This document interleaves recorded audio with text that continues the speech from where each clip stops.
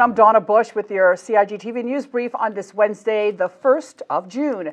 Well, today, June 1st, marks the start of the hurricane season, and weather experts are predicting a busier 6 months than usual this year.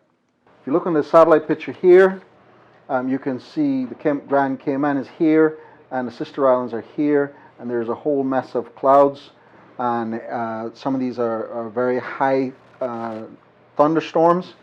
And so there's quite a bit of nasty weather and a lot of rainfall west of the Cayman Islands. Now, what's going on?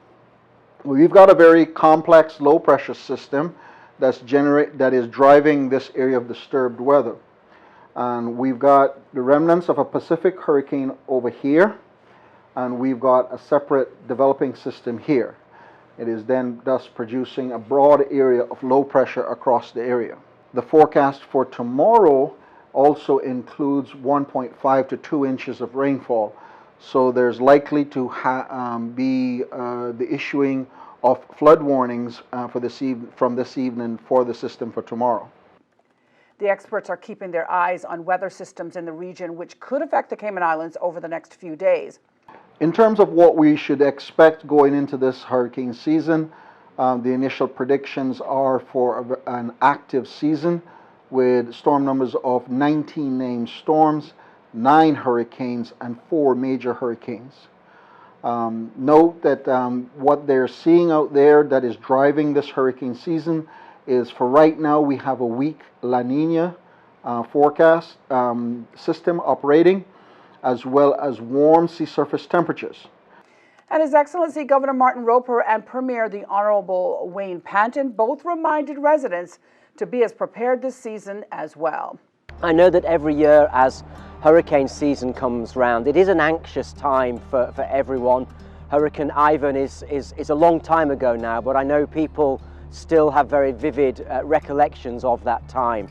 But one thing that gives me real confidence and hope is the fact that we do have an excellent disaster response system in the Cayman Islands. I think we can be very proud of Hazard Management Cayman Islands and all the work that they do.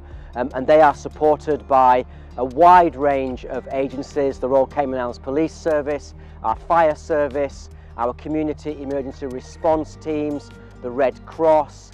And what I would also add to that is that we have, over the last couple of years, been tested a number of times because of COVID, and all our emergency response teams have had to work very closely together and get used to working very close together, and that gives us, I think, extra confidence that we are ready and we are prepared. Now, we know what storms can do, and none of us wants to experience another Hurricane Ivan or Paloma or a strong tropical storm such as Grace. Unfortunately, the possibility is very real. The official start of hurricane season is 1 June, and looking at the long-term and seasonal charts, it appears we will face another busy weather year. Predictions are that this will be the 7th straight year for having busier than normal tropical cyclone activity for the Caribbean region and the Atlantic Basin. Again, residents are being encouraged to be prepared during the season. For more information on what you can do, you should go online to caymanprepared.gov.ky. Meantime, dozens of tourism industry attendees listened as Minister for Tourism and Transport, the Honorable Kenneth Bryan, made a number of important announcements on Tuesday evening.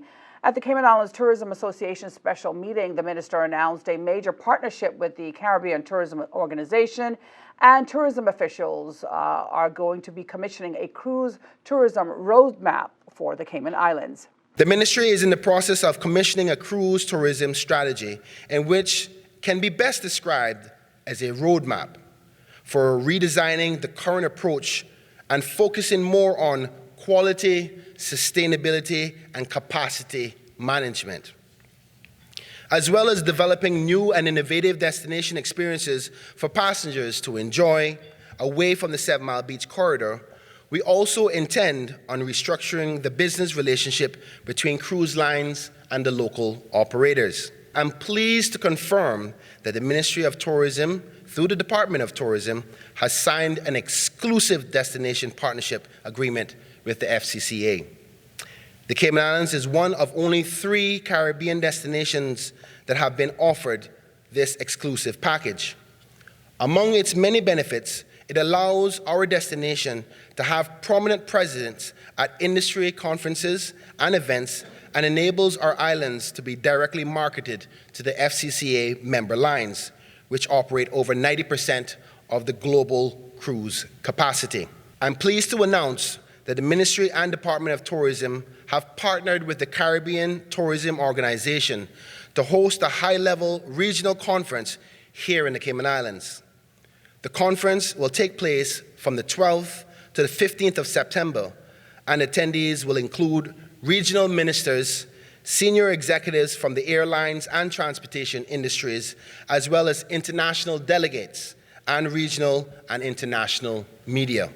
Now, Minister Bryan also announced tourism statistics for the first quarter of 2022, and he shared findings on the health of the industry since reopening the borders to air and cruise tourism, as well as projections for the year. Well, let's take a look now at the Wednesday forecast. Tonight, we can expect cloudy to overcast skies with a 60% chance of showers and thunder.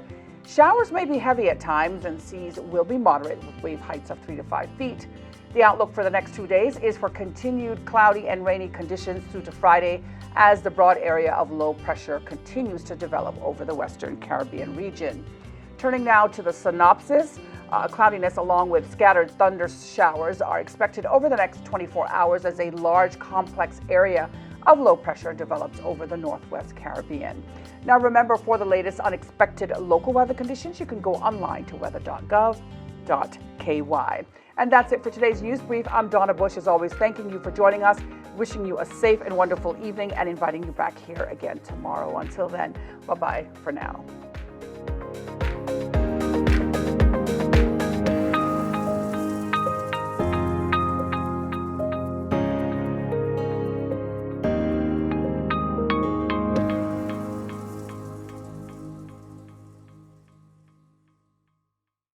Seek the latest accurate information on COVID-19 only from official sources at gov.ky/coronavirus.